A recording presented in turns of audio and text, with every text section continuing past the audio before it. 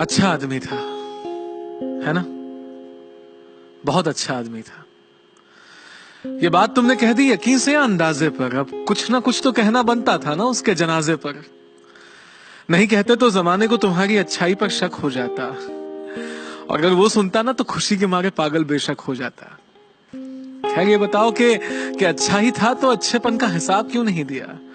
हफ्ते भर से कुछ पूछ तो रहा था ना वो, कभी सवालों का जवाब क्यों नहीं दिया? वो जब पूछता कि मेरी जिंदगी में गमों के सिवा कुछ बाकी रहेगा या नहीं, और तुम हंसकर कह देते कि यार तू तू इसके सिवा कुछ और कहेगा या नहीं। काश के हंसी ठहाके के इस सिलसिले को तोड़कर देखा होता।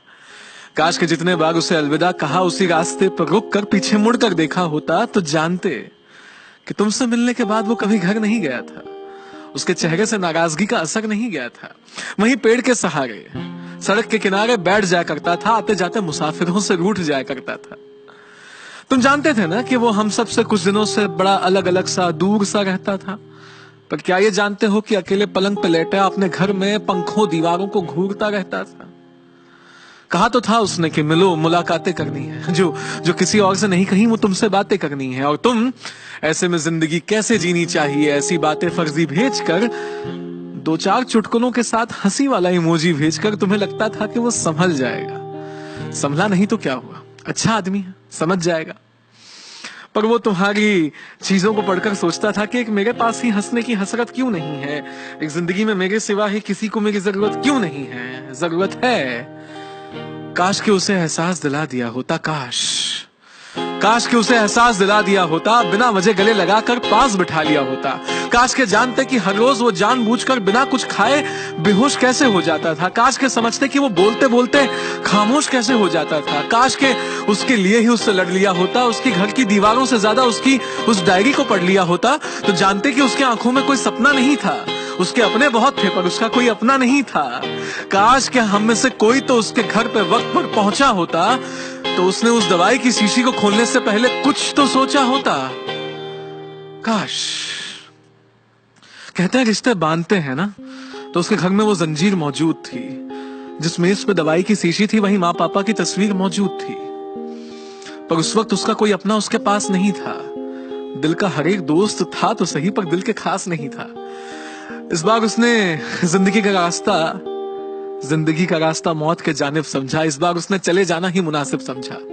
जाते जाते जिंदगी से सीखता गया वो, अपने आखिरी खत में लिखता गया वो कि मेरी मन मर्जी है कि मेरे दोस्तों को इसमें शामिल मत करना, वहां जाकर परेशान हो जाऊं, इतना काबिल मत करना।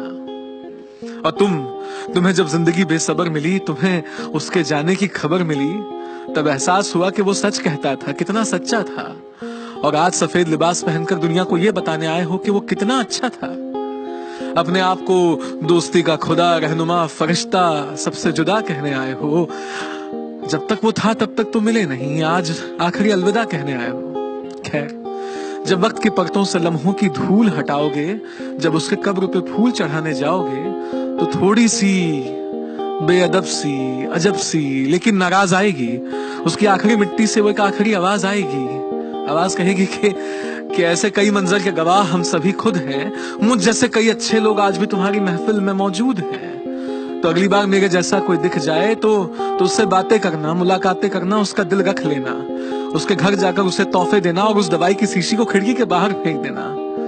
तब शायद वो जिंदगी जीने का हौसला कर सके, तब शायद वो खुश रहने का फैसला कर सके। तब शायद तुमसे नेकी का काम हो जाए, उसकी दोस्तों की पहली लिस्ट में तुम्हारा नाम हो जाए।